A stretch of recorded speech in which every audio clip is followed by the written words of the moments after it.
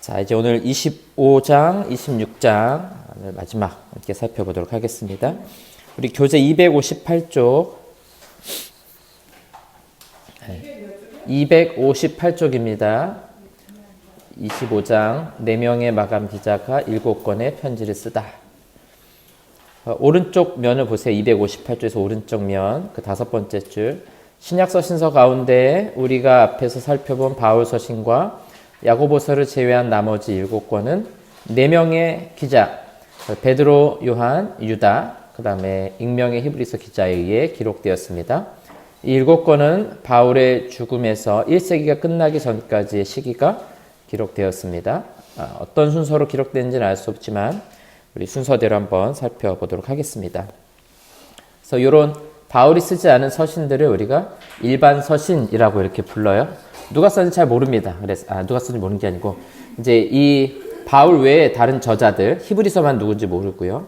이런 저자들에 의해서 쓰여진 서신들 오늘 마지막으로 좀 살펴보도록 하겠습니다. 259쪽 히브리서 제일 중간에 한번 보세요. 히브리서 기자는 예수 그리스도와 유대 역사에 등장했던 위대한 인물들을 비교하면서 예수 그리스도가 천사나 선지자나 모세나 여호수아나 아론을 비롯한 모든 제사장들보다 훨씬 더 우월하시다는 것을 입증한다. 예수 그리스도는 구약의 율법이나 그 모든 희생 제물을 능가하신다. 그래서 이 히브리서 제목처럼 히브리인들의 이해에 맞게끔 이런 제사를 통해서 예수 그리스도의 사역을 설명합니다. 그래서 천사보다 위대하시고 선지자보다 또 여러 대제사장보다 모세나 여호수아보다 훨씬 더 우월하시고 탁월하신 분 예수 그리스도, 그분의 단번에 제사로 우리가 구원을 받았다 이렇게 설명을 하죠. 그래서 굉장히 중요한 내용들을 많이 다루고 있어요. 우리 구원이라는 것이 한 번의 제사로 예수 그리스도의 한 번의 제사로 완성된 것이다. 그러면서 이제 마지막 11장 이후에 가면 그래서 우리가 이렇게 믿음으로 살아가고 이겨내야 한다. 이렇게 영적인 성숙을 촉구하게 됩니다. 259쪽 오른쪽입니다. 3번 베드로 전서. 이제 베드로가 쓴 2개의 서신이죠. 그래서 이 서신들은 베드로 인생의 거의 마지막에 좀 쓴 것으로 보여집니다. 메뉴해 보겠습니다. 우리가 사복음서에서 확인하는 베드로는 인내의 사람이 아니다. 그렇죠? 아주 다혈질적이고 혈기도 막 왕성하고 그랬던 인물이죠. 또 좀 가볍기도 하고요. 그런데 오순절 성령 사건을 통해서 완전히 변화됩니다. 4줄 내려와서 그리스도께서 승천하시고 나서 수십 년의 세월이 흐른 뒤 베드로는 복음을 위해 고난을 당하고 있는 성도들에게 인내에 대한 편지를 쓰게 됩니다. 그는 편지의 수신자들에게 현재의 고난이 극심할지라도 구원의 확신 가운데 흔들리지 말아야 하며 사랑이 충만하고 전능하신 하나님 아버지께서 고난을 허락하시고 또 고난당한 우리의 모습을 보고 계시다는 사실을 깨달아야 한다. 이 그림에 보면 나그네로 그리고 있죠. 그래서 우리 성도들의 삶, 신자의 삶이 나그네와 같은 삶이다 라는 것을 말씀하고 있습니다. 260쪽 넘어가서요. 4번째 줄. 베드로는 자유인들과 종들과 아내들과 남편들에게 특별한 지침을 주는 한편 모든 신자들이 교회 머리이신 예수 그리스도 외에 산 돌이 되어 거룩한 일에 쓰임을 받아야 한다고 가르칩니다. 또 고난 중에도 인내로 이겨낼 것을 말씀하고 있죠. 4번 베드로 후서. 여기서 이제 거짓 교사들에 대한 경계를 합니다. 베드로 시대 거짓 교사들은 오늘날 우리 시대 거짓 교사들과 다르지 않았다. 그들의 가르침이라는 것은 결국 방탕한 삶과 하나님의 뜻에 대한 무시를 조장하는 것이기 때문이다. 그들은 주님의 재림 약속의 실현이 지체되는 것을 비웃으며 쾌락을 추구하라고 부추겼다. 우리 한번 말씀드렸나요? 오해했는지 모르겠는데 이때 영지주의라는 것은 이제 이 대표적인 이단들인데 이제 헬라 철학에서부터 시작하고 있어요. 그래서 영혼과 육체를 분리시키는 겁니다. 그래서 우리 영혼은 거룩하고 육체는 부정하고 타락하고 방탕하고. 그래서 어떻게 할 것인가 2가지 극단으로 나타나요. 하나는 이제 금욕주의적인 우리 육신의 것을 제어해야 된다. 왜 우리도 성경 말씀 들으면서 그런 얘기 많이 하잖아요. 육신을 제어하고 우리 영혼을 깨끗하게. 근데 이게 정반대 극단으로 나타나는데 그게 뭐냐면 어차피 육신은 썩어져서 없어질 거니까 내 마음대로 살아도 괜찮다. 우리 영혼만 거룩하면 된다. 뭐가 맞나요? 둘 다 틀린 거예요. 둘 다 틀린 겁니다. 영혼과 육체를 이렇게 분리시켜버리면 안 돼. 이런 건 이제 이원론이라고 우리가 부르게 되는데요. 그래서 금욕주의도 아니고 쾌락주의도 아니라는 거예요. 둘 다 아니라는 거죠. 우리 몸을 거룩한 산 제물로 드리는 삶. 그게 우리에게는 맞죠. 그래서 지금 우리는 영혼과 육체를 분리시켜서는 안 되고, 물론 이제 죽음 이후에는 분리되겠지만 분리시켜서는 안 되고 우리의 몸과 마음을 거룩한 사람으로, 또 그렇다고 완전히 금욕적인 삶을 추구하는 것이 옳으냐? 유익은 있을 수 있지만 우리 기독교 정신은 금욕주의적인 삶은 아니에요. 왜냐하면 예수님께서도 세리와 제자들과 함께 먹고 마시고 그런 교제하는 삶을 사셨거든요. 그런 긴장관계 속에 살아가는 삶. 자, 그래서 그 오른쪽 문단으로 가보면요. 신자 개인의 삶이나 지역교회의 거짓 가르침이 슬며시 침투하지 못하게 막는 것이 최선의 방법입니다. 그리고 교회 지도자들은 반드시 거짓 교사들의 정체를 폭로하여 교회 밖으로 쫓아내야 됩니다. 이때나 지금이나 항상 이 이단들이 있어요. 그래서 이단들을 반드시 교회 안에서 치리하고 분리시켜내야 합니다. 5줄 내려와서요. 우리가 그리스도의 재림을 기다리는 동안 하나님께서도 사람들이 하나님의 아들을 구세주로 영접하기를 기다리신다. 개인적인 고백이지만 내가 예수님을 내 인생의 주인과 구세주로 영접하기 전에 예수님이 재림하시지 않은 것이 얼마나 다행스럽고 기쁜지 모르겠다. 이렇게 저자가 재밌게 말하고 있습니다.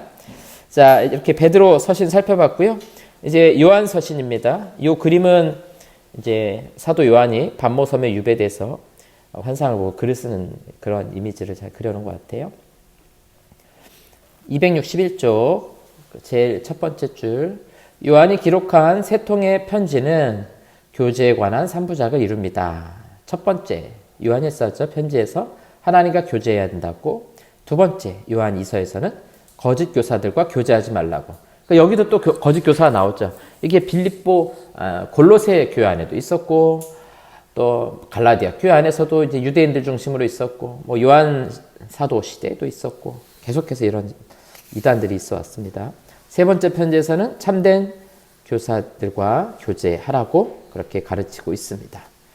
자, 우리 요한 1서는 성경을 잠깐 한번 우리 펴보고 넘어가겠습니다. 요한 1서 1장 1절 말씀 한번 보도록 하겠습니다. 왜 이런 표현을 쓰는지 한번 좀 생각을 해볼 거예요. 요한 1서 1장 1절 찾으셨나요? 네, 같이 한번 읽어보겠습니다. 시작. 태초부터 있는 생명의 말씀에 관하여는 우리가 들은 바요, 눈으로 본 바요, 자세히 보고 우리의 손으로 만진 바라. 아멘.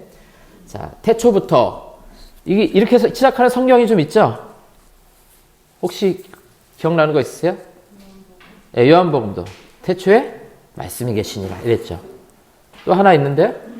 예, 창세기도 태초에 하나님이 천지를 창조하시니라. 그러니까 태초에 이렇게 시작할 때는 다 하나님의 신성에 대한 강조가 들어있어요. 자, 그런데 우리 요한일서 1장 1절에서는 이 생명의 말씀, 로고스, 예수 그리스도를 말하죠. 우리가 들은 바요, 눈으로 본 바요, 자세히 보고 우리의 손으로 만진 바라. 왜 이런 얘기를 할까요? 우리가 예수님을 그의 음성을 들었고 눈으로 봤고 손으로 심지어 만지기까지 했습니다. 이런 얘기 이제 왜 하느냐? 이게 중요한 건데, 이때 당시에는 아까 말씀드린 영지주의가 이제 막 이단들처럼 막 밀려왔잖아요. 근데 말씀드린 것처럼 영지주의는 육체는 어떻게 본다 그랬어요? 부정하고 악한 것으로 봤어요. 그러면 이렇게 말할 수 있어요. 거룩하신 하나님, 최고의 거룩하신 하나님이 이렇게 부정한 육체를 입고 태어날 수가 있습니까? 여기에 이제 의문을 제기하는 거예요. 어떻게 가장 거룩하고 높으신 하나님이 이렇게 부정하고 악한 육신을 입고 태어날 수 있느냐? 심지어 그가 십자가에서 죽는다는 것 자체가 말이 되느냐? 이런 논리를 펴고 있습니다. 그래서 요한 사도는 뭐라고 말하냐면, 요한복음을 통해서 예수님의 신성, 예수님은 진짜 하나님이시다. 그리고 요한 1서를 통해서 예수님은 진짜 우리 인간의 몸을 입고 태어나셨다. 그래서 우리가 목소리도 들었고 눈으로 자세히 봤고 심지어 만지기까지 했다. 요한 같은 경우는 내가 예수님 품에 안겨있기까지 했어. 이렇게 이야기할 수 있는 거죠. 그래서 이 육체와 신성과 인성을 분리시키는 것이 아니라 하나됨, 육신으로 태어나신 하나님, 여기에 대한 강조점을 두고 있습니다. 2장 18절 말씀 보세요. 아이들아 지금 마지막 때라 적그리스도가 오리라는 말을 너희가 들은 것과 같이 지금도 많은 적그리스도가 일어났으니 그러므로 우리가 마지막 때인 줄 아노라. 그러니까 지금 이 시대 자체가 다 이 마지막 시대, 또 적그리스도가 나타나서 예수께서 인간의 몸을 입고 태어나신 것을 부인하고 예수님의 신성을 부인하는 자들, 이러한 자들이 다 적그리스도다 하는 거죠. 22절 보세요. 2장 22절입니다. 거짓말하는 자가 누구냐? 예수께서 그리스도이심을 부인하는 자가 아니냐? 아버지와 아들을 부인하는 그가 적그리스도니. 그래서 적그리스도는 뭐 우리 영상에서 보는 무시무시한 그런 괴물, 그런 적그리스도가 아니고 예수께서 그리스도이심을 부인하는 자들, 안티크라이스트잖아요. 이게 적그리스도가. 그러니까 예수님이 인간의 몸을 입고 나신 예수님이 하나님의 아들이심을 부인하는 자가 다 적그리스도라는 것이죠. 이런 이단들의 어떤 도전들, 또 로마 제국의 이런 도전들 앞에서 신자들을 격려하면서 하나님과의 교제하는 그런 삶에 대해서 강조해 나가는 것이 요한일서의 특징입니다. 자, 우리 다시 교재로 좀 가도록 하겠습니다. 262쪽. 자, 요한 2서. 보시면 요한 2서하고 요한 3서는 가장 짧은 성경 가운데 하나죠. 그래서 요한 2서는 거짓 교사들에 대한 어떤 분별에 대한 말씀들을 하고 있고요. 7번 요한 3서는 환대의 기쁨. 요한 3서는 또 좀 독특해요. 이제 악한 사람이 요한 3서에 이제 등장하게 되는데, 여러분 한번 신약성경 396쪽 요한 3서 한번 보세요. 장로 1장 1절에 장로인 나는 사랑하는 가이오 곧 내가 참으로 사랑하는 자에게 편지하노라. 그러면서 4절에 내가 내 자녀들이 진리 안에서 행한다함을 듣는 것보다 더 기쁜 일이 없도다. 그리고 나서 이제 한 사람에 대해 이야기합니다. 9절 말씀 보세요.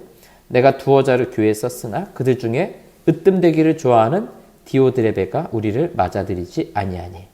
으뜸되기를 좋아한다는 게 뭡니까?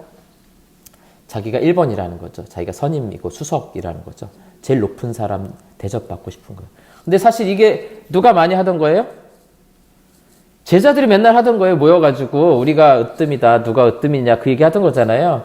근데 이 사도 요한이 예수님께서 알려주신 가르침의 말씀, 으뜸 되려고 하지 말고 섬기는 자가 되라, 이제 그 말씀 듣고 배웠잖아요. 그리고 나서 보니까 이 초대교회 안에 이런 사람들이 있다는 거죠. 그러면서 10절에 보니까 그러므로 내가 가면 그 행한 일을 잊지 아니하리라. 그가 악한 말로 우리를 비방하고도, 그러니까 이 사도들을 비방하고 부족해서 형제들을 맞아들이지도 않고 또 맞아들이려고 하는 사람들을 못하게 막았다는 거예요. 교회에서 내쫓았다는 거죠. 심지어 이런 사람들이 있었다는 거죠. 그래서 사랑 안에 거하지 못하고 환대하지 못하는 자들에 대한 그런 경고의 말씀들을 이제 요한 3서에서 하고 있습니다. 8번 유다서 배교자들에 대한 심판. 유다서의 주제는 베드로서나 요한일서의 주제와 유사해 보이지만 유다는 그들보다 훨씬 더 강력한 어조로 거짓 교사들을 규탄하고 있습니다. 심지어 유다는 교회 안에 살며시 들어와 그리스도를 부정하는 불의한 무리에 대해 경고하기 위해 애당초 쓰려고 계획한 내용을 수정하기도 합니다. 그래서 여러분들이 유다서 읽으시면서 이런 사람들, 악한 자들에 대해서 뭐라고 표현하고 있는가 한번 여러분들이 잘 살펴보세요. 그래서 유다서 1장 10절부터 쭉 보시면 짐승의 본능 이런 표현 막 써요. 그 다음에 가인의 길, 발람의 어그러진 길, 고라의 폐역을 따라 멸망받고 애찬의 암초요 자기 몸만 기르는 목자요 바람에 불려가는 물 없는 구름이요 죽고 죽어 뿌리까지 뽑힌 열매 없는 가을 나무다. 이런 식으로 아주 비판하고 있습니다. 왜 이 거짓 교사들을 계속해서 비판하느냐? 이 사람들이 암세포와 같이 교회를 무너뜨리고 성도들을 쓰러뜨리는 역할들을 계속해서 하고 있기 때문입니다. 자, 263쪽 9번 12사도의 최후 화면에도 있습니다. 같이 한번 보겠습니다. 우리 보았던 사도들의 마지막 인생, 이건 성경에 있는 건 아니고 좀 전승을 통해 내려오는 겁니다. 안드레 그리스 헬라 지역에서 십자가에 달려 죽었고요. 요한의 형제 야고보는 헤로당에게 죽고요. 알페오드 야고보는 애굽에서 십자가에 달려 죽거나 도부로 달려 죽었을 거다 추측이 되고요.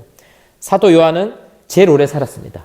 굉장히 오래 살죠. 거의 90 정도까지 살았는데 이제 늦게까지 살면서 예수님의 어머니 마리아를 돌봤습니다. 예수님께서 마지막에 부탁하죠. 그래서 내 어머니니라 이러면서 우리 엄마 좀 잘 돌봐줘 이렇게 하고 예수님께서 세상 떠나시잖아요. 그래서 사도 요한이 반모섬에 유배되는 마지막 인생까지 살게 되고요. 알페아도 유다도 화살에 맞아 죽고요. 가룟 유다 진작 죽었고요. 마테는 에티오피아에서, 그 다음에 바돌로메는 인도에서, 아마도 베드로는 십자가에 거꾸로 달려 죽었다 그러고요. 빌립은 교수형으로, 또 시몬은 십자가에서, 도마도 인도에서 죽었다 이제 그렇게 전해집니다. 특히 이제 도마가 인도까지 복음을 전했다 그러죠. 그래서 그때 복음이 우리나라 가야로 들어왔다 이런 주장도 있어요. 예. 진짜인지는 알 수 없고, 근데 이제 거기 그 문화에 보면은 아마 인도 쪽에서 들어온 그런 복음의 흔적들 이런 것들이 막 있다고 합니다. 이제 궁금하신 분들은 유튜브 영상이 많이 있으니까 좀 보셔도 되고요. 확실한 건 아니에요. 그냥 아마 그랬을 가능성이 있다. 그 정도 다루고 있습니다. 자, 이제 26장 가도록 하겠습니다. 264쪽입니다. 마지막 요한계시록을 살펴보도록 하겠습니다.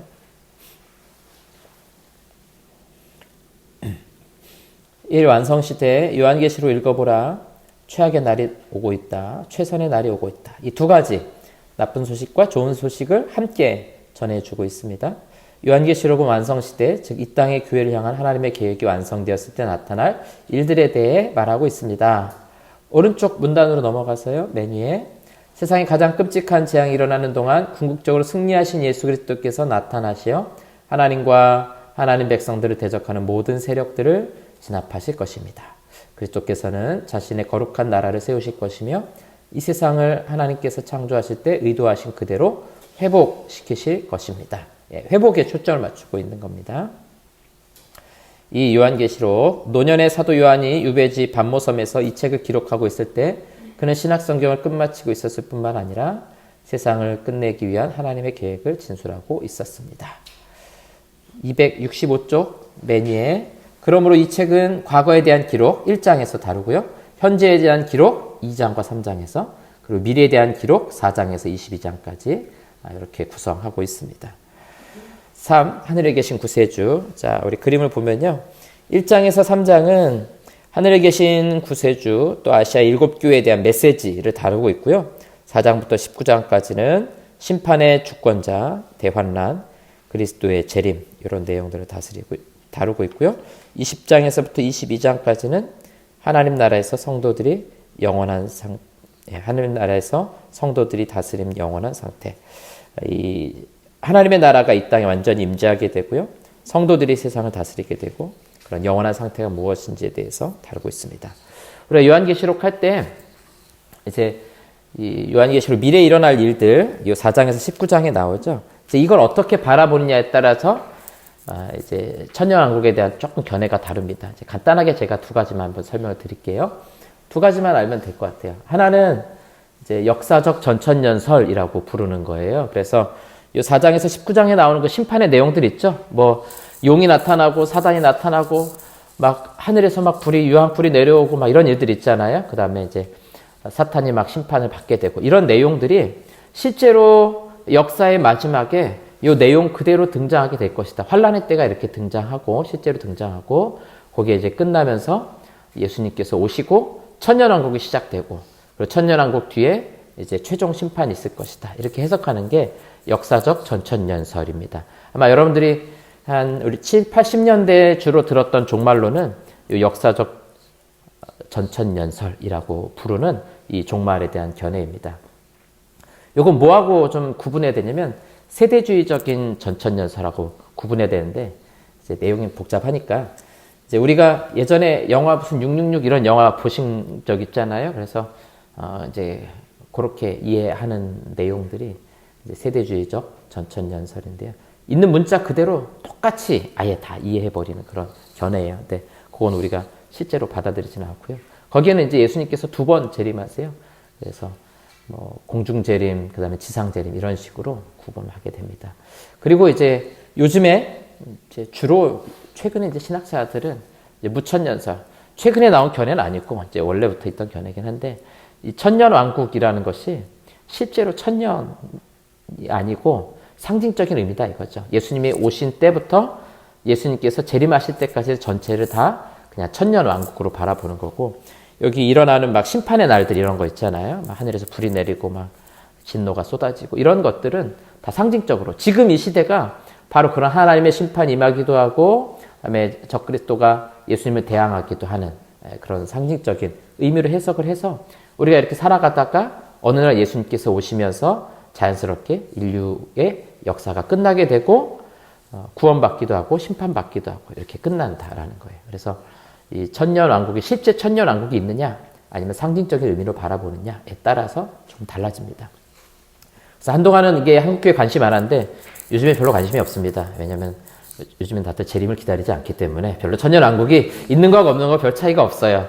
그래서 제일 우리가 좋은 거는 실제로 천년 있느냐 없느냐가 그렇게 중요한 건 아니고 우리가 할 일은 뭐냐? 주님이 오실 날을 기다리면서 믿음으로 이 땅을 살아가면 되는 것이죠. 그때는 언제인지 우리가 알 수 없기 때문에 주님 오실 때를 기다리면서 늘 깨어서 하나님과 동행하며 살아가면 된다 하는 것이죠. 그래서 요한계시록의 중요한 결론은 뭐냐? 그리스도가 승리하신다 이거예요. 그래서 이 고난받고 있는 신자들, 핍박받고 있는 신자들로 하여금 인내해라. 우리 승리하게 될 거야. 우리 눈물을 닦아주시고 고통도 아픔도 없는 것으로 인도하실 것이다 라는 소망의 말씀을 요한계시록에서 담아내고 있습니다. 그래서 이 사도 요한이 여러 가지 상징을 통해서 이야기하는 거예요. 그래서 14만 4천 명이라든가 666이라든가 이런 것들이 다 상징적인 숫자들이죠. 14만 4천 명은 이스라엘 12지파 곱하기 12명의 사도, 144잖아요. 거기다가 1000, 이제 가장 큰 숫자라는 그런 개념을 붙여가지고 14만 4천 명. 666 이런 것도 왜 한동안 막 영화도 나오고 그랬잖아. 이마에다 막 무슨 바코드를 찍는다니. 요즘엔 또 그거 뭐 베리칩을 심어서 한다고 뭐 이런 얘기도 하고 그러는데 과학이 발달하면은 바코드도 필요 없고 베리칩도 필요 없어요. 그냥 자연스럽게 다 이제는 뭐 홍채 스캔도 되는 시대인데 그게 뭐 필요하겠습니까? 그러니까 그게 실제로 뭘 찍는다 그런 의미가 아니라 상징적인 의미죠. 하나님께서 택한 자들을 인치셨다라는 게 우리 눈에 그 도장이 보이는 게 아니잖아요. 하나님이 택한 자들을 말하는 상징적인 표현이거든요. 666은 반대로 하나님께 인침받지 못한 자들. 그래서 역으로 치면은 뭐 적그리스도가 인친 자 이런 식으로 우리가 생각할 수 있겠죠. 그러니까 하나님께 택함받지 못한 자들에 대한 어떤 심판에 대한 메시지. 그래서 이런 상징들을 통해서 적극적으로 표현하고 있다. 그리고 여러 가지 뭐 눈도 나오고 바퀴도 나오고 이건 에스겔이나 다니엘서도 나오는데 그렇게 표현할 수밖에 없는 거는 그 당시 사람 입장에서 표현할 수 있는 최고의 기술이에요. 그렇기 때문에 이제 요한계시록의 내용을 너무 우리가 복잡하게 생각한다거나 아니면 우리가 못 알아듣는 그런 의미들이 아니다라는 거 그렇게 여러분들이 이해하시면 되고요. 원래 성경 읽다가 너무 복잡해서 어렵다. 그거는 반대예요. 이거 되게 단순한 건데 우리가 못 알아듣는 거구나. 이제 그렇게 생각을 하시면 돼요. 그래서 단순하게 복잡할수록 단순하게 이해해 나가기 시작하면은 생각보다 어렵지 않게 이해할 수 있고요. 또 요한계시록 전체 구도를 봤을 때 신자들과 교회의 승리를 말씀하고 있구나. 그렇게 여러분들이 이해하시면 요한계시록 조금 더 이해하시기가 좋을 것 같습니다. 자, 265쪽 오른쪽 페이지 보도록 하겠습니다. 아시아에 있는 7교회, 예수님은 1세기 소아시아 지역에 있던 7교회에 요한을 통해 편지를 보내시게 됩니다. 자, 7교회 한번 볼까요? 에서, 버두, 사빌라 이렇게 우리가 보통 외우죠. 뭐 시험도 보고 퀴즈도 막 하고 그러는데요. 이제 어떻게 순서대로 붙였냐면은 이렇게 둥글게 부른 거예요. 지형에 따라서. 그렇죠? 에베소, 서머나, 버가모, 두아디라, 사데, 빌라델비아, 라우디게아. 자, 어떤 내용이 책망받고 어떤 내용이 칭찬받는지만 살펴보면 됩니다. 265쪽 에베소 교회, 영적 생명력이 서서히 식어지고 있는 2세대 교회. 사도 바울이 3차 선교여행 때 3년 동안 사역했던 교회죠. 또 디모데에게 맡겼던 교회예요. 그런데 이 교회가 빠르게 좀 변했던 것 같아요. 아마도 처음 사랑을 잃어버리고 식어졌던 것 같습니다. 그 다음에 서머나교회, 박해를 당하는 교회였습니다. 내가 장차 받을 고난을 두려워하지 말라. 내가 죽도록 충성하라. 그리하면 내가 생명의 면류관을 내게 주리라. 서머나 교회는 칭찬만 하고 있어요. 예, 칭찬만 하는 두 교회가 있습니다. 다른 데는 책망도 받고 칭찬도 받고 어떤 교회는 책망만 받고 칭찬만 받는 교회가 서머나 교회였다는 겁니다. 그 다음에 버가모 교회 266쪽입니다. 죄를 묵히라고 하는 게으르고 세속적인 교회 회개하라 하면서 죄를 그냥 내버려둬서는 안 된다 하는 거죠. 두아디라 교회 우상 숭배와 타협한 교회 또 사대 교회 잠들거나 혹은 죽은 교회 여기도 책망만 받게 돼요. 너는 일깨어 그 남은 바 죽게 된 것을 굳게 하라. 그러므로 내가 어떻게 받았으면 어떻게 들었는지 생각하고 지키어 회개하라. 빌라델비아 교회요. 소명에 합당하게 부응하는 교회. 내가 속히 이 말이니 내가 가진 것을 굳게 잡아 내 면류관을 빼앗지 못하게 하라. 그러니까 여기도 좀 칭찬받는 교회였습니다. 라오디게아 교회. 여기는 책망도 받았죠. 뜨뜨미지근한 교회. 그래서 물은 내가 사랑하는 자를 책망하여 징계하노니 그러므로 내가 열심을 내라 회개하라 하면서 뜨겁지도 차갑지도 아니한 교회, 미지근한 교회, 신앙의 회복을 전하고 있는 교회. 그래서 이 아시아에 있는 7 교회들은 이제 모든 교회를 대표해서 사도 요한이 7개 지역에 있는 교회들에게 편지하고 있는 겁니다. 아마도 사도 바울이 에베소에서 사역할 때 3차 선교여행 당시에 아시아에 있는 교회들이 이렇게 세워졌을 것 같아요. 그런데 시간이 지나면서 점차 어떤 일들이 벌어지는 거예요? 신앙이 게을러지기도 하고 이전 같지 않아지기도 하고 또 우상이 들어왔을 때 그거를 막 허용하기도 하고 음행의 문제들이 발생하기도 하고 뭐 이제 여러 가지 문제들이 좀 생겨났던 것 같습니다. 거기에 대한 메시지를 주심으로 모든 지상에 있는 교회들에게 주시는 메시지라고 볼 수가 있습니다.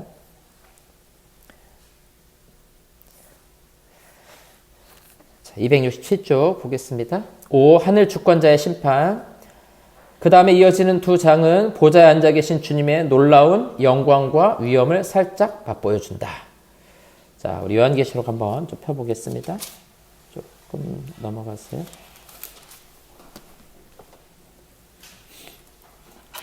자, 요한계시록에는 이제 심판의 주님이 바로 예수님이시죠. 예수님의 모습을 잘 보여주고 있습니다.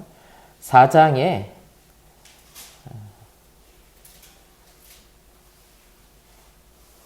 5절부터 볼까요? 보좌로부터 번개와 음성과 우레소리가 나고 보좌 앞에 켠 등불 7이 있으니 이는 하나님의 7 영이라. 보좌 앞에 수정과 같은 유리바다가 있고 보좌 가운데와 보좌 주위에 4 생물이 있는데 앞뒤에 눈들이 가득하더라. 그 첫째 생물은 사자 같고 사자예요? 사자 같은 거예요? 네.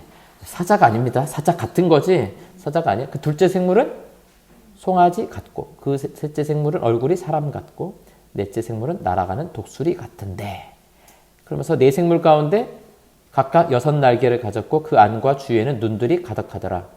그러니까 이게 그림 그려보면 되게 이상한 거예요. 날개가 몇 개입니까? 6개. 이거는 이사 6장에서도 그룹들이 성전에 있는 그룹들이 날개 6개였어요. 둘로는 눈을 가리고 둘로는 발을 가리고 둘로는 날고 그런 이제 천사들의 모습인데 여기서는 안과 밖에 눈이 가득해야 돼요. 눈이 막 잔뜩 달려있는 날개 6개 달린 천사들의 모습이 되게 이상하게 생겼죠. 예. 그러니까 이게 우리가 생각하는 그 상상력으로는 정말 이상해지는데 사도 요한이 이런 걸 보면서 이 환상들을 감당하기가 어려서 막 쓰러져 있잖아요. 그러니까 이 눈에 보이는 거를 말로 설명한다는 게 굉장히 어려운. 그래서 너무 감격스럽거나 너무 감동적인 장면, 너무 황홀한 장면을 볼 때는 말로 설명이 안 되죠. 왜 우리도 가끔 꿈꾸고 나면 뭔가 머릿속에 어른거리는데 설명을 못 하겠어요, 이미지를. 그런 것처럼 아주 놀라운 그런 광경을 보는 거예요. 그러면서 거룩하다, 거룩하다, 거룩하다. 주 하나님 곧 전능하시니여 전에도 계셨고 이제도 계시고 장차 오시리라. 이사 6장하고 똑같이 말씀하고 있죠. 그러면서 이 하나님 앞에 영광을 올려드리고요. 5장에서도 그 죽임당하신 어린 양에 대한 그런 찬양을 올려드리고 있습니다. 그러니까 요한계시록 이 미래 일들을 이야기하면서 하늘 보좌에 계신 지극히 높고 위대하신 분에 대한 그런 영광스러움을 올려드리고 찬양하고 있죠. 이제 이후로 나타나게 될 하나님을 대적하는 적그리스도 어떤 권세와 능력 이런 것들도 사실은 이 가장 높으신 이의 그 권세 아래에 있다라는 것을 잘 보여주고 있습니다. 자, 우리 다시 교재로 좀 가보도록 하겠습니다. 6번 대환란 6장에서 18장까지입니다. 말씀드린 것처럼 이거는 실제로 역사 마지막에 이런 대환란이 일어날 수도 있고요. 또 상징적으로 해석하면 우리가 살고 있는 시대가 바로 이런 시대라고 우리가 표현할 수도 있는 겁니다. 그래서 뭐 전쟁이 일어나기도 하고 세상이 막 심판을 받기도 하고 그러잖아요. 근데 그게 마지막 시대는 할 수 있지만 지금도 이런 일들 계속 일어나잖아요. 전쟁도 일어나고 기근이 일어나기도 하고 세상에 여러 가지 어려움이 일어나기도 하고 뭐 순교하는 이런 일들, 이런 것도 지금도 계속해서 일어나고 있잖아요. 그래서 어떤 식으로 해석해도 뭐 괜찮습니다. 왜냐하면 요한계시록 자체가 어떤 상징, 비유와 상징들을 통해서 설명하고 있기 때문에 두 가지 방법으로 다 설명할 수 있을 것 같아요. 267쪽 오른쪽 맨 위에 보겠습니다. 이 세상에서 가장 악한 일을 하도록 허락받은 것, 이 괴로움의 시기에, 그리고 이 시기에 세상을 숭배하는 자들에게 7 봉인, 7 나팔, 7 대접에 21가지 두려운 심판이 임할 것이라고 말합니다. 처음 7가지 심판이 임하는 동안 전 세계적인 전쟁이 일어나며 더욱 많은 사람이 믿음을 지키려다 순교할 것이며 자연재해가 일어나게 됩니다. 이런 일들이 막 예고되어 있죠. 또 7 심판 다음에는 나팔 소리가 울리는데요. 내륙에 있는 강과 호수의 3분의 1이 독으로 변하고 해와 달과 별의 3분의 1이 어두워지고 마귀들이 아프게 쏘는 전갈처럼 사람들을 공격하여 죽기를 갈망하게 만들고요. 인구 3분의 1이 또 죽임을 당하게 됩니다. 그래도 사람들이 회개하기를 거부할 것이고요. 그러면 7 대접에 담긴 재앙들이 차례로 쏟아지게 됩니다. 그래서 처음에 7 봉인, 봉해져 있는 거 열고요. 그 다음에는 마지막에 7 나팔, 그리고 마지막 7 나팔 마지막에 7 대접이 쏟아지면서 이런 심판들이 오게 됩니다. 밑에서 6번째 줄, 그때까지도 살아있는 불신자들은 어떤 반응을 보일까? 죄를 회개하고 하나님께 돌아올 기회가 있겠지만 그렇게 하는 대신 그들은 오히려 하나님을 저주할 것입니다. 지금 이 은혜의 시대에 그리스도를 거부하는 자들은 심판이 임할 그때에도 완강히 거부할 것이다. 그러니까 이런 어려움이 있어도 끝까지 예수님 영접하지 않는 자들은 끝까지 영접하지 않는 모습 볼 수 있습니다. 268쪽입니다. 그리스도의 재림. 자, 우리 19장을 한번 가보도록 하겠습니다. 그 중간에 내용들 한번 여러분들이 잘 살펴보세요. 굉장히 재밌는 내용들이 많이 나와요. 재밌는 건지 두려운 건지 모르겠지만 재밌다고 생각하고 보시면 됩니다, 여러분. 왜냐하면 우리는 어차피 승리할 것이기 때문에 참 재밌다. 그렇잖아요. 우리 축구 대표팀이 그저께인가요? 져가지고 마음이 안타깝지만 마지막 포르투갈전에 이겨야 됩니다. 막 뉴스에서 계속 그러잖아요. 근데 혹시라도 진짜 우리가 이기고 올라가게 되면 우리 그동안 졌던 경기들이 어떻게 우리 머릿속에 남겠어요? 추억이죠. 그때 져가지고 안타까웠는데 이러면서 그래도 우리 올라갔더라 이렇게 생각하는 것처럼 이 땅에서의 환난도 승리하는 자들에게는 추억과 같은 것들입니다. 다 믿음으로 이길 수 있기 때문에요. 자, 19장 가면요. 어린 양의 혼인 잔치가 이제 일어나게 되죠. 이제 그리스도께서 재림하시는 장면이에요. 지금까지는 다 심판과 여러 가지 재앙의 날들이 임했다면 이제부터는 이런 모든 일들을 정리하시고 그리스도께서 임하시는 것을 우리가 볼 수 있습니다. 이 일 후에 내가 들으니 허다한 무리의 큰 음성 같은 것이 있어 이르되 할렐루야 구원과 영광과 능력이 우리 하나님께 있도다. 그의 심판은 참되고 의로운지라 음행으로 땅을 더럽힌 한 큰 음녀를 심판하사 자기 종들의 피를 그 음녀의 손에 갚으셨도다. 보니까 자기 종들이 고난당했잖아요. 자기 백성들이. 근데 마지막에 가서 어떻게 하는 거예요? 내가 싹 갚아줄게. 누가 너 괴롭혔니? 하고 이제 불러다가 막 혼내시는 장면입니다. 그러면서 7절 우리가 즐거워하고 크게 기뻐하며 그에게 영광을 돌리세 어린 양의 혼인 기약이 이르렀고 그의 아내가 자신을 준비하였으므로 그에게 빛나고 깨끗한 세마포 옷을 입도록 허락하셨으니 이 세마포 옷은 성도들의 옳은 행실이라. 그래서 어린 양의 혼인잔치가 뭡니까? 신랑은 예수 그리스도, 신부는 누굴까요? 우리 모든 성도들. 그래서 교회를 말하는 겁니다. 우리 성도들이 그리스도의 신부가 되어서 이 어렵고 힘든 시기들을 이겨내고 이 영광스러운 혼인잔치에 들어가게 되는 겁니다. 그래서 우리가 천국에 들어가는 것은 바로 이 혼인잔치로 비유할 수 있겠죠. 물론 이제 마지막 재림의 때를 정확하게 표현하고 있는 것입니다. 자, 그래서 우리 교재와 함께 같이 보도록 하죠. 8번 메시아의 나라에서 성도의 통치. 메시아의 왕국에서는 구약이 예언한 그대로 세상이 한 언어를 사용하게 되며 모든 사람이 주님을 알게 될 것이며 사나운 짐승들이 유순하게 되어 어린아이들과 함께 뛰어놀 것이며 아담의 타락으로 땅에 내려졌던 저주가 거치고 사막이 질고 백합화를 피고 질병이 정복되고 수명이 연장되어 100세 먹은 사람이 어린아이처럼 보일 것이다. 이런 구약의 예언들이 하나님의 나라에서는 다 그대로 이루어지게 되는 거죠. 9번 영원한 상태 21장과 22장입니다. 자, 21장 1절 말씀 보십시오. 또 내가 새 하늘과 새 땅을 보니 처음 하늘과 처음 땅이 없어졌고 바다도 다시 있지 않더라. 마지막 21장과 22장은 새로운 하나님의 나라, 천국 임하는 모습을 보여주는데요. 이게 마치 뭐하고 똑같냐면 창세기 1장과 2장에서 하나님께서 세상을 창조하시죠. 근데 이 요한계시록 21장과 22장에서는 하나님께 세상을 재창조, 다시 새롭게 만드시는 것을 볼 수 있습니다. 그리고 그런 나라, 하나님께서 새롭게 하신 천국은 어떤 곳인가? 2절에 보니까 또 내가 봄에 거룩한 성 새 예루살렘이 하나님께로부터 하늘에서 내려오니, 여기서 말한 새 예루살렘은 교회예요. 성도들. 그 준비한 것이 신부가 남편을 위하여 단장한 것 같더라. 4절에 눈물을 닦아주시고 다시는 사망이 없고 애통하는 것이나 곡하는 것이나 아픈 것이 다시 있지 아니하리니 처음 것들이 다 지나갔음이러라. 7절 볼까요? 이기는 자는 이것들을 상속으로 받으리라. 나는 그의 하나님이 되고 그는 내 아들이 되리라. 이기는 자가 누구겠어요?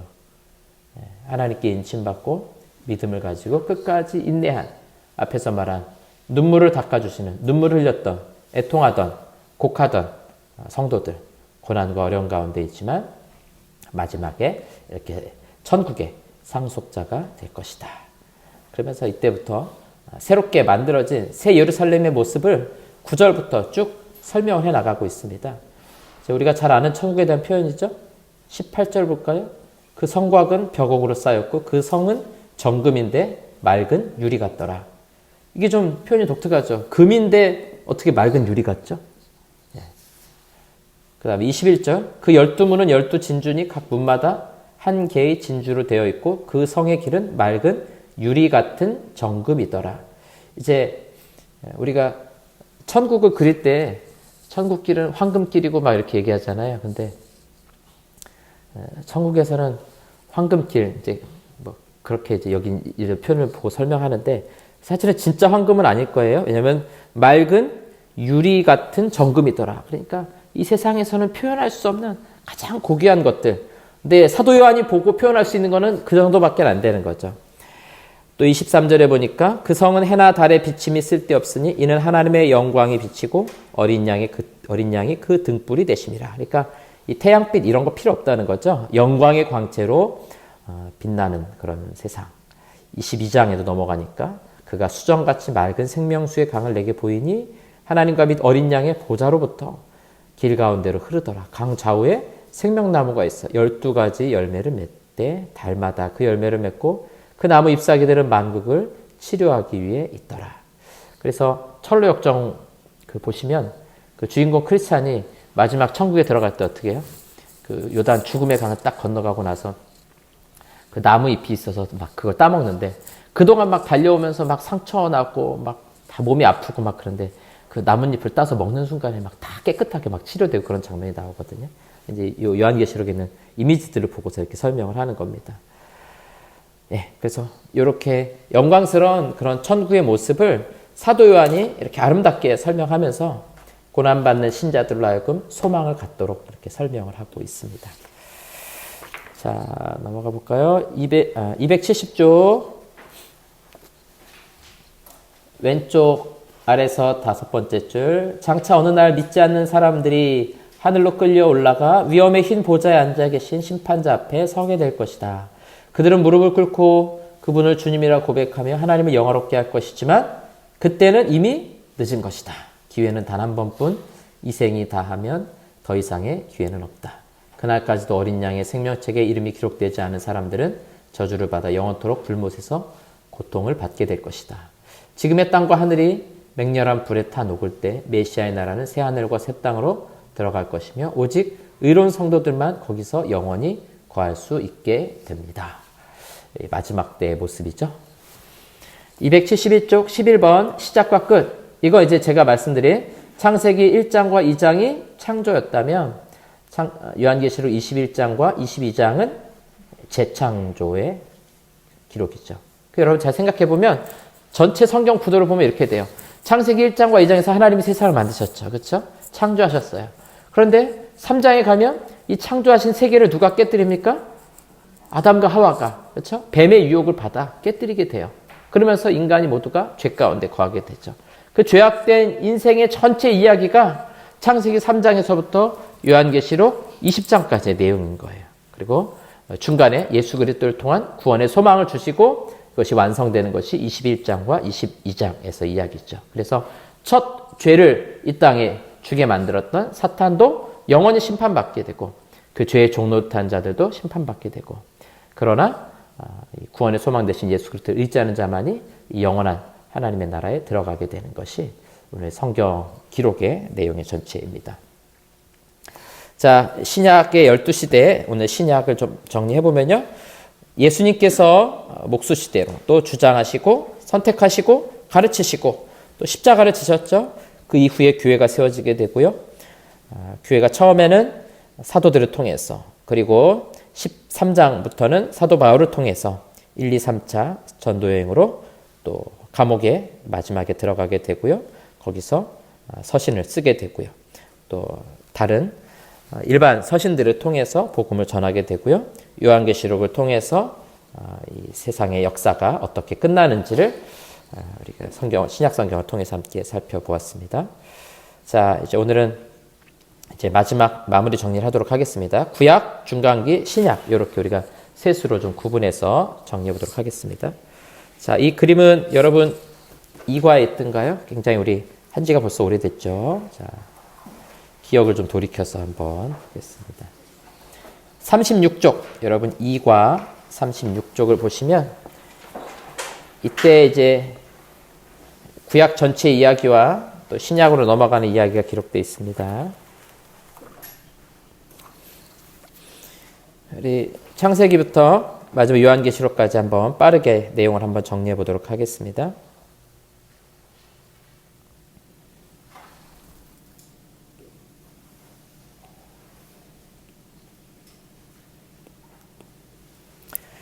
자, 1번부터 보도록 하겠습니다. 창세기 1장, 2장에 보면 하나님께서 세상을 만드시죠. 네, 그래서 이 세상을 창조하시고 에덴 동산에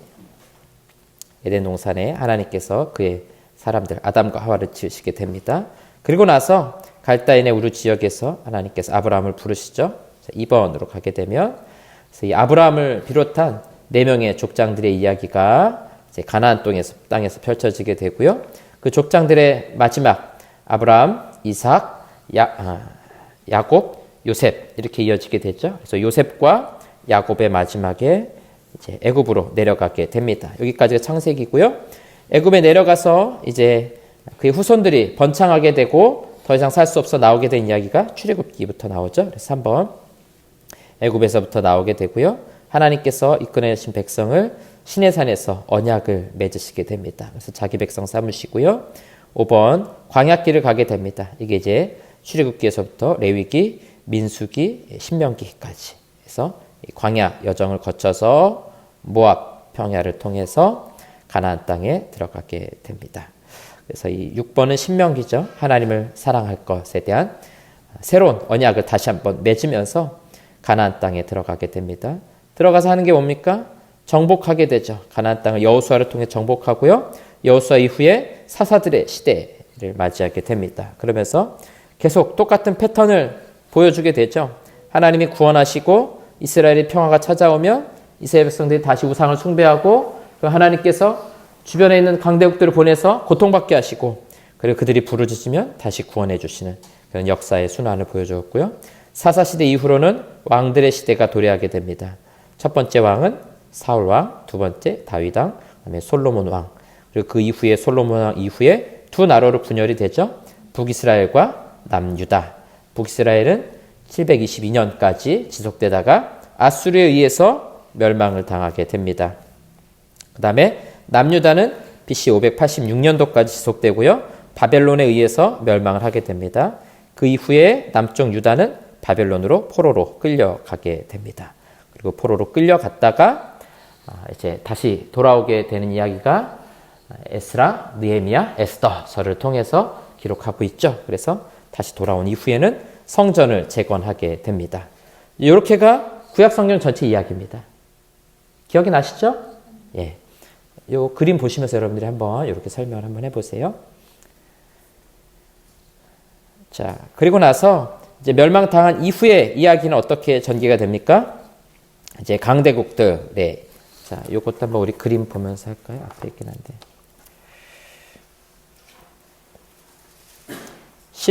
14장이에요. 159쪽. 이제 중간기 시대입니다. 예루살렘 성전을 다시 재건하고 난 이후에, 그러니까 에스라, 느헤미야, 에스더서 그 이후의 역사들 함께 살펴보도록 하겠습니다. 자, 먼저 북이스라엘은 어디에서 멸망했어요? 아수르에 의해서. 일반 역사에서는 아시리아라고 부르죠. 북이스라엘은 멸망하고요. 남쪽 유다는 바벨론에 의해서 멸망당하게 됩니다. 그리고 바벨론 이후에 바벨론을 멸망시키는 것은 페르시아입니다. 좀 더 정확하게 말하면 메데,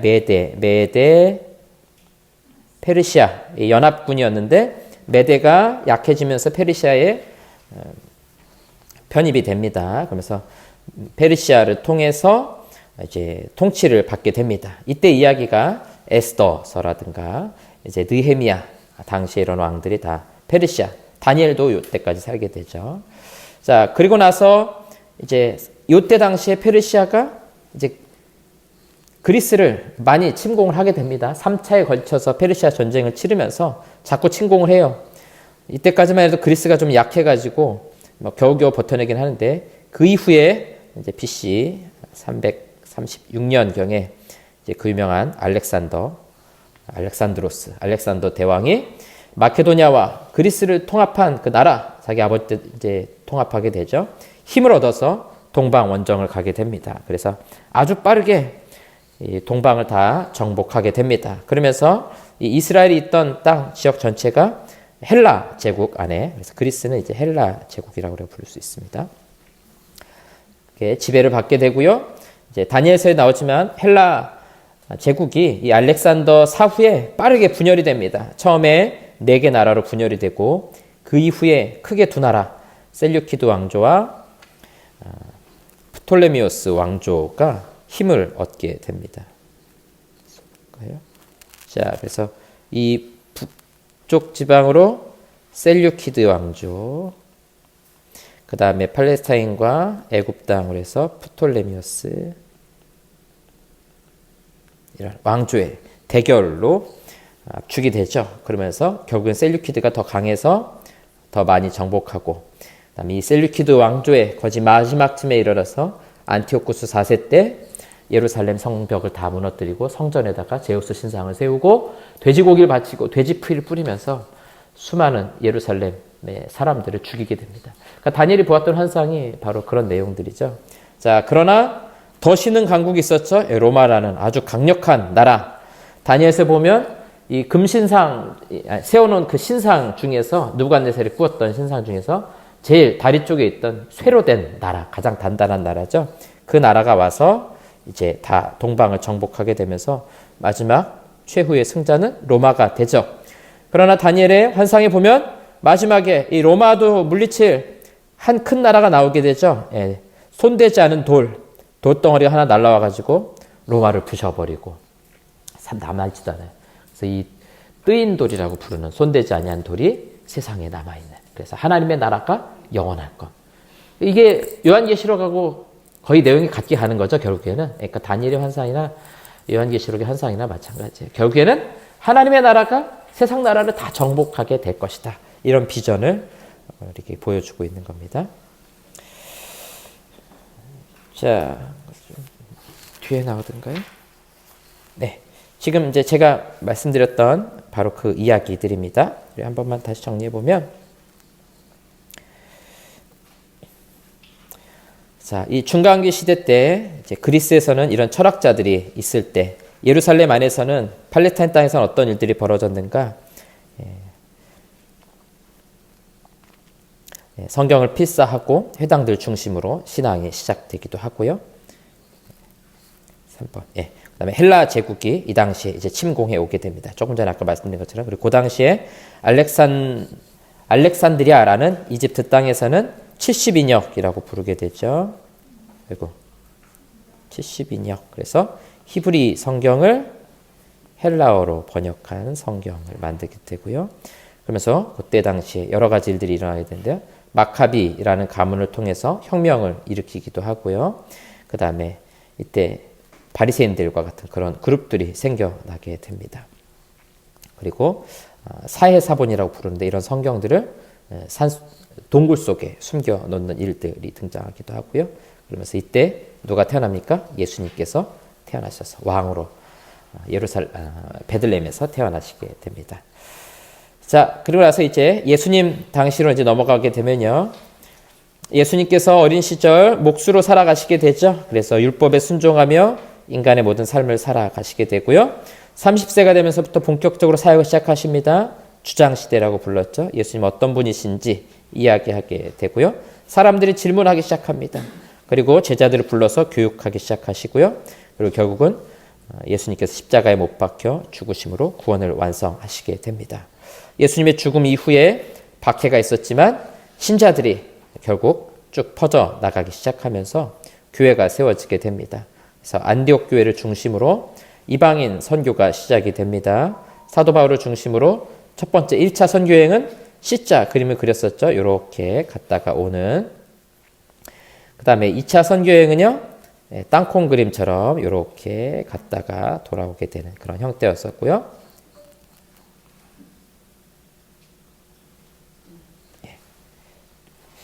그 다음에 3차 선교여행은 국자 그림이었습니다. 에베소에 가 있다가 갔다 와서 다시 이렇게 돌아가면서 예루살렘에서 잡히시죠. 그리고 마지막에는 이렇게 로마까지 가서 감옥에 갇히면서 바울의 선교여행이 끝나게 됩니다. 그리고 서신들이 쓰여지고요. 일반 서신들이 쓰여지고 그리고 이제 마지막 12번 보면은 요한계시록을 통해서 핍박과 고통 가운데 있는 성도들이 예수님의 재림과 함께 승리를 맛보게 될 것이다. 그래서 결국은 하나님의 나라가 승리하게 된다라는 것을 성경이 말씀하고 있습니다. 이렇게 해서 창세기에서부터 마지막 요한계시록까지 빠르게 살펴보았습니다. 이런 역사의 흐름들을 우리가 좀 이해하시고 여러분들이 성경을 권별로 잘 읽어 나가시면 아마 이해하시는 데도 훨씬 더 도움이 되리라 생각합니다. 그래서 자 이렇게 같이 해보니까 성경을 이렇게 빠르게 좀 이해하는 거 필요하고 그 다음에 또 이제 기회가 되면 우리 각 권별로도 어떤 내용들이 들어있는가라는 것을 조금 천천히 하나하나 이렇게 살펴보면서 공부를 해나가면 여러분들이 말씀 읽으시는데 큰 도움이 될 거라 생각을 합니다. 그래서 이 구원의 역사, 이 세상의 역사라는 것은 하나님의 역사요, 구속의 역사다라는 것을 여러분 기억하시고 믿음으로 이 땅을 살아가며 또 승리하게 될 수 있기를 바라겠습니다.